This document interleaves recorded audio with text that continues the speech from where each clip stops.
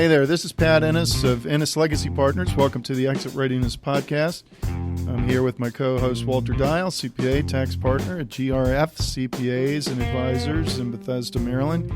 Our mission here on the Exit Readiness Podcast is to provide you, the business owner, with subject matter expertise on topics pertaining to building sellable business value and for planning your eventual exit from the business. We want to help you build a business that's sellable or transferable, and then exit successfully on your terms and conditions. So, Pat, let me ask you a question. I'm sure you're very familiar with Marcus Lemonis of The Profit, and I'm sure you've read Jim Collins' classic book, Good to Great, and you've read a lot of Peter Drucker's stuff. And these guys, the famous experts, really, just like anybody who knows anything about success in running and building a small business, they all emphasize the importance of having the right people on the bus and in the right roles. Yep, that's right. And they need to be engaged, the employees as well, not just being in the right seats and the right roles, but they also need to be engaged, don't they, in regard to mission, vision, values, strategic goals of the business in order for a business to grow, then scale, and be successful, and then for that owner to eventually exit successfully the way they want to exit. And so that's going to be our topic today for this today's episode, the importance of employee engagement in building value for a successful exit. And our guest today is Dr. Alan Kemper of Lead Workforce Consulting in LaGrange, Georgia. Alan is a friend. He's a strategic partner of our firm. He has years of experience, leadership experience in multiple industries across a lot of different disciplines and around the world. In addition to Alan's work with Lead, he works full-time as a business professor at Point University, where he teaches primarily in the fields of management, leadership, continuous improvement, organizational change, and economics.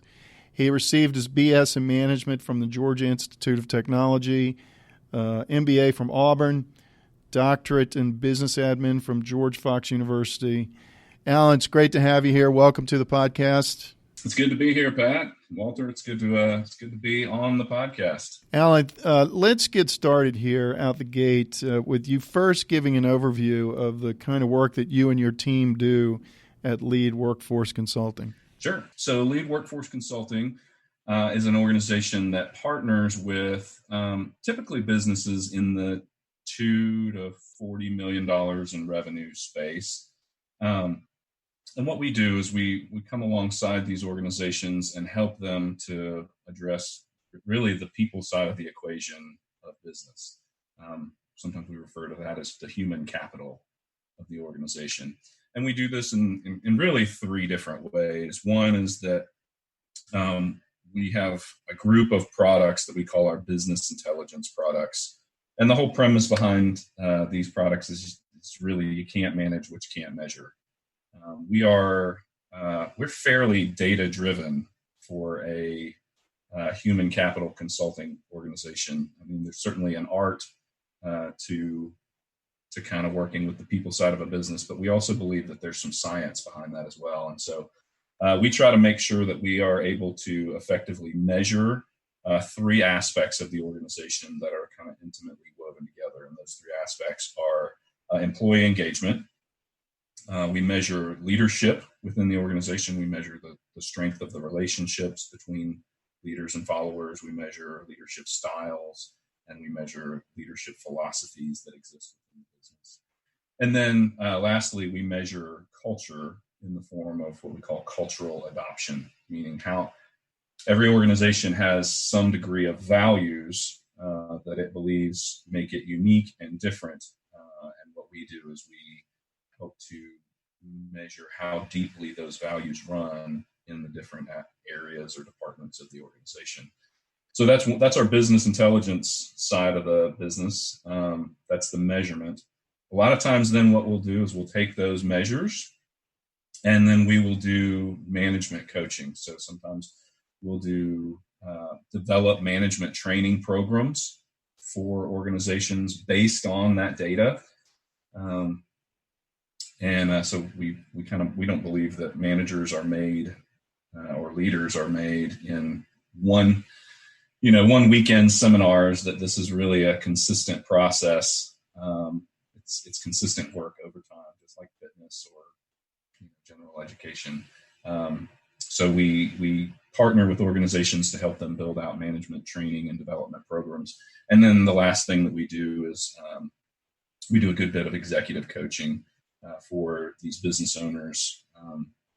Many times for the founders of businesses who are trying to figure out, how do I build a strong business team, and how do I make sure that my culture is reaching the bottom of the organization and that their people are engaged.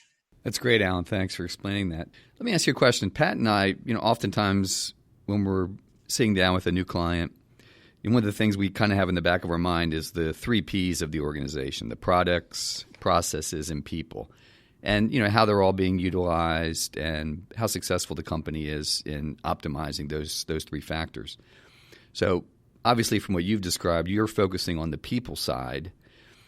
Some business owners we deal with, they tend to see things more black and white. So how do you explain to a business owner the financial benefit of focusing on the people side of their business? Yeah, so you're right. We do like to work on the people side, and there's a lot of organizations that don't want to kind of play on that side of the business. It tends to be kind of messy work because people, if it weren't for people, business would be easy. But they are an essential piece, and we really do enjoy getting in and working alongside the people. And I hear that a lot, like, hey, let's not do all the kumbaya, hold hands, leadership development stuff.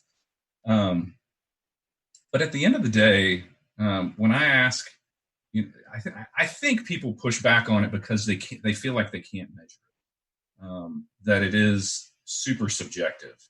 But if you ask almost any business leader, do you know the difference between a good leader and a poor leader? Inevitably, I'll ask them, who's the best leader in your organization? And they can tell me. They can't tell me why they're the best leader. And I'll ask them, who's the manager that gets the most out of their team? And they can tell me. They can't tell me why. And so one of the things that we do, I think, to add value to organizations is that we help them to understand why those things exist, because we can measure them. And then once we measure them, then we can help to manage them. And then you can emulate what already exists. We want more of of the goodness that already exists in these people's businesses. And why I think that this is useful for business owners who are specifically looking for an opportunity to exit is, I think that I was originally brought into this kind of the side of the business, this area of business around mergers and acquisitions and business sales, when one of the clients that we had for a long, long time, we've been measuring their employee engagement for 6 or 7 years, and they had about 350 employees, and I was watching their engagement scores kind of consistently go up over time, and we were putting some processes into place to see this growth and improvement in their overall company culture.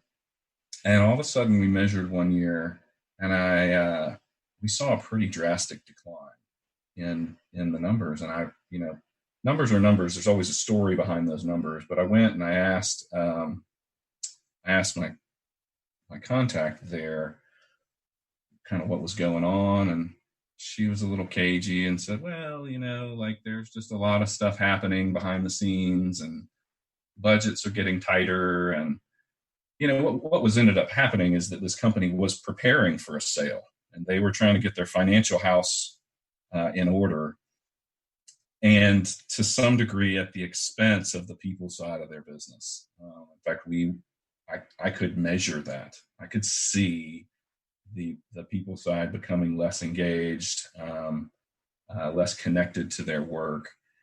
And,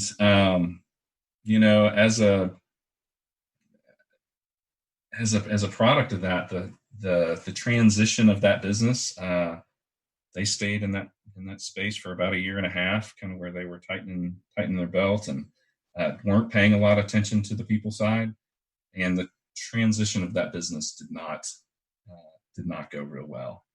They did sell, but so that was when I kind of started to open my eyes to, hey, there's something to this people side. We're actually now doing work for the buyer, the person who bought that company, helping them to recover and rebuild some of the engagement and culture that was lost in that transition. I think Pat and I see that too, and I appreciate what your comment about measurement, because I really hadn't thought about that, but I think that's a really good point. Owners are hesitant to spend money on something that they can't quantify the results that they're getting from it. Because my first impression was, well, people don't do it because it takes them out of their comfort zone. Mm-hmm. But I definitely see what you're saying. Let me ask you a question. So I'm at about 100-person firm. We got people who are in their mid-60s. The group in the 70s, they've retired. So we got people in the mid-60s all the way down to brand new college graduates. So it would seem to me, and I could be totally wrong about this, but that looking at the people side is probably more important when you have generations, and I would think it makes it more difficult, because isn't the management style that works for one group won't necessarily translate to the other? Is that a concern?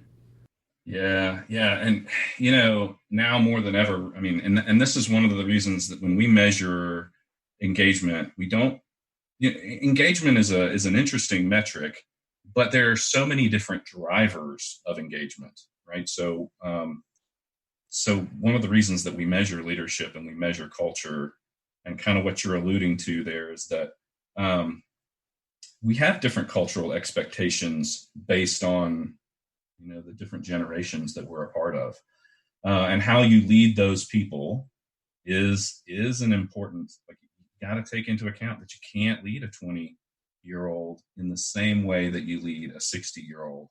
But it doesn't mean that a 20-year-old is any less engaged in the work that they're doing than the 60-year-old.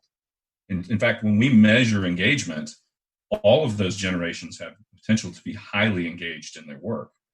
But it does require some emotional intelligence. It does require a lot of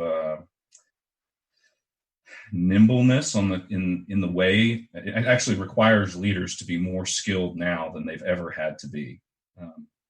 Because 50 years ago we had one common culture, and now, you can't even get people in the same political party to agree on what it is that they believe. Yeah, so Alan, in the work we do, Walter and I, in helping owners to build sellable value and then exit, we absolutely agree that this people aspect of the business is critical for a successful sale. No question about it. Absolutely. Why do you think more business owners don't focus on it prior to the sale of a business? Maybe you already answered that question with what you were saying about measuring.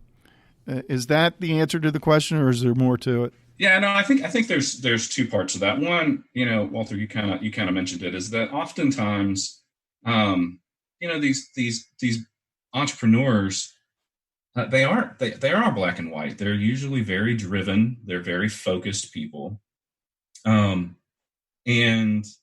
they are bottom line oriented, and that's why they were able to build the business that they were able to build.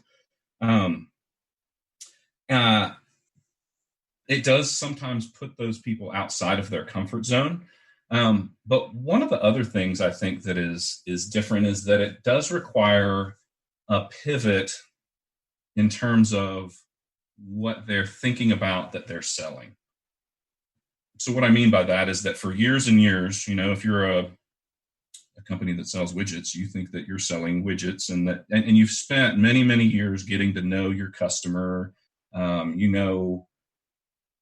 You know what their needs are, what their frustrations are, and you've gotten really, really good at selling widgets to your customer. But the shift now is that you're no longer selling widgets, you're selling your business.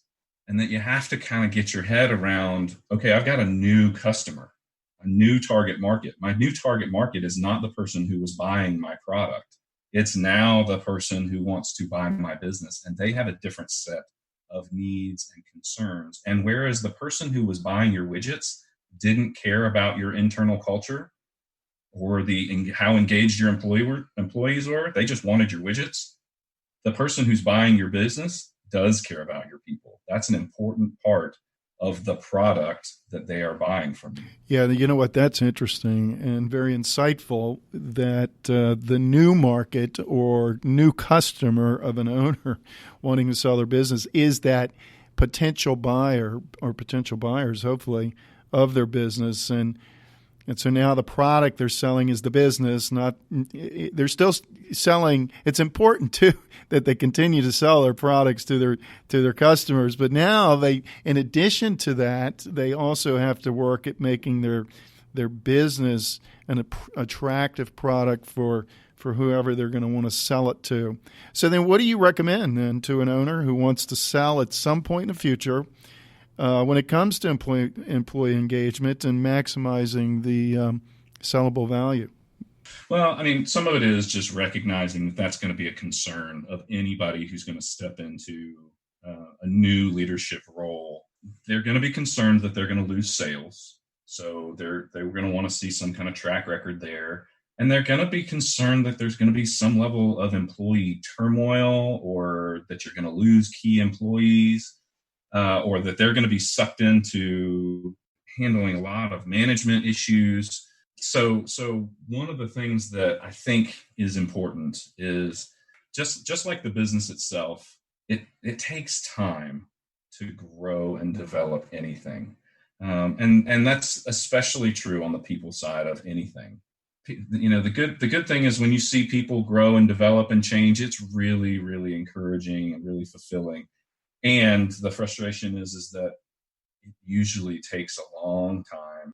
I mean, you can kind of relate it to physical health, right? I mean, you don't become, a superior athlete overnight. It takes a lot of work over a long period of time. So one of the things that we recommend is, I mean, the first thing is you have to step on the scale, right? You have to measure.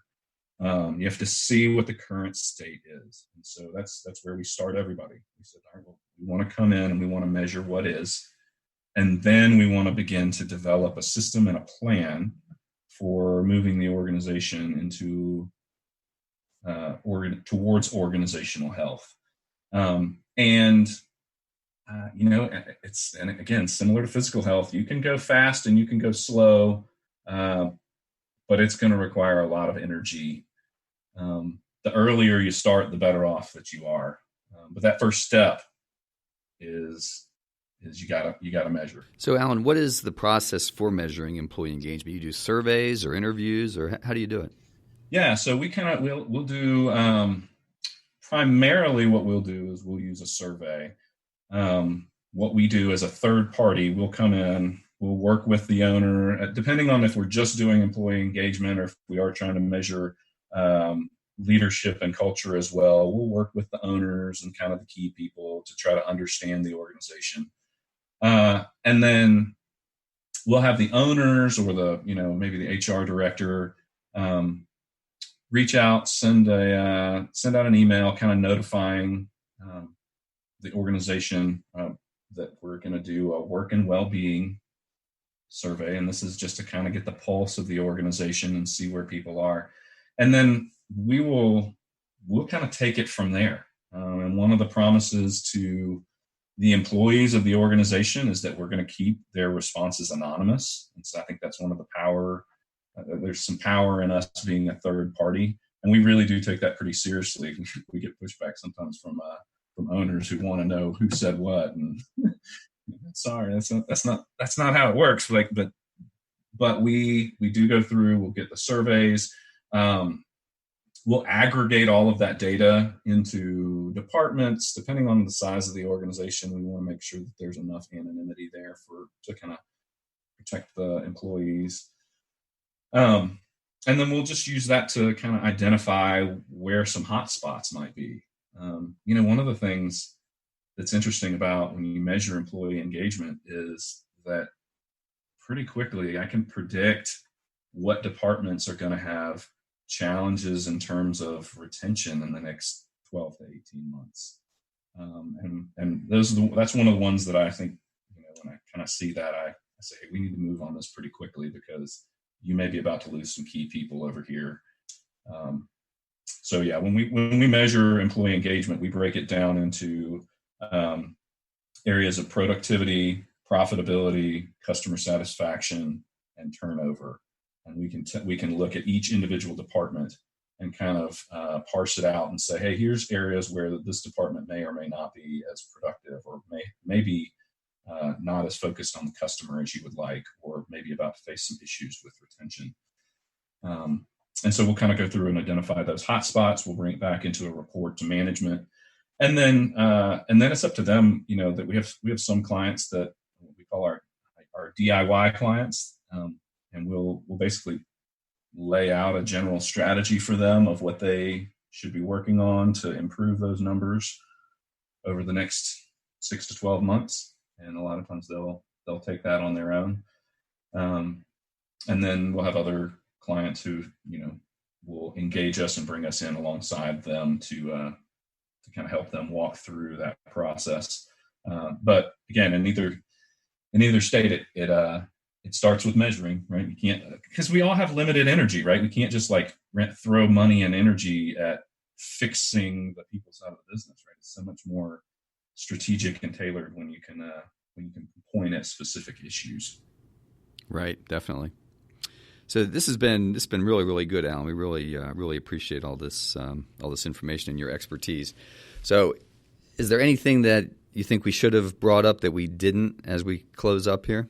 No, I think it's important. I guess the thing I think about is that culture and the leadership and the human aspect, the importance of that for a sale, I think a lot of times gets overlooked. We talk about financial due diligence, but even on this podcast, I've heard bankers say the importance of culture, and I think if a buyer is really wanting to do a good job of meeting their new customer where they are, that being able to present a portfolio of work that you've done on developing your leadership, developing your engagement, and making sure that your culture is fully adopted goes a long way to preparing the business for a really smooth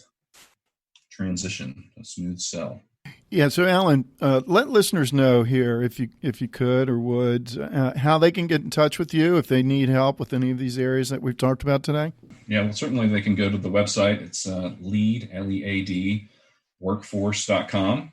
They can email me at alan@leadworkforce.com, or they can just call me. We're not so big that they can't just call me. They can call me 678-346-1186.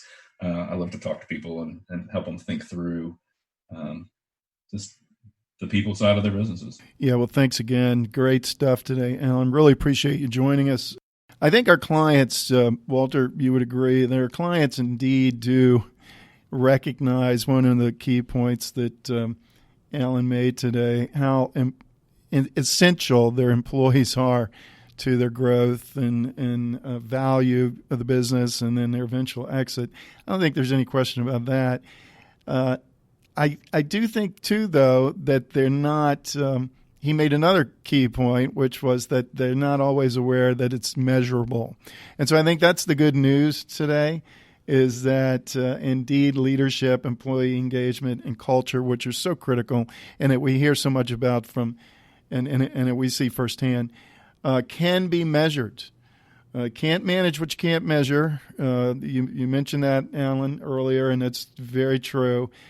But this area that seems so subjective indeed can be measured. And then listeners, we would also say that based on our experience, a potential buyer, and when they go about doing their due diligence and looking at your company, and I know you can understand why, they are absolutely going to be focused on your people, your employees, and how engaged they are.